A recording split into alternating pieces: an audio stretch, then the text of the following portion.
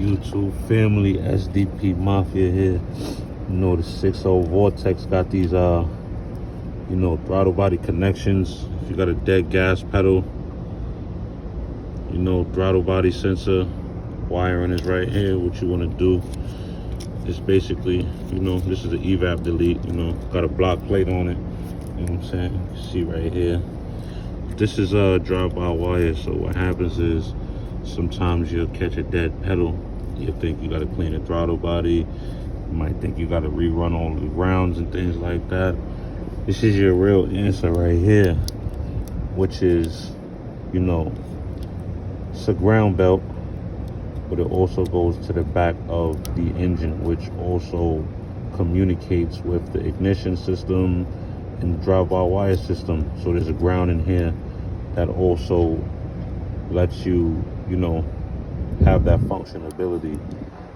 Without this, you're going to definitely have a dead gas pedal all the time, or to definitely put engine power reduce on the dashboard and give you a lot of problems. A lot of people probably fuck you over and just take money from you until they find out what the answer is. This is your answer when you have a dead gas pedal and it's drive-by-wire.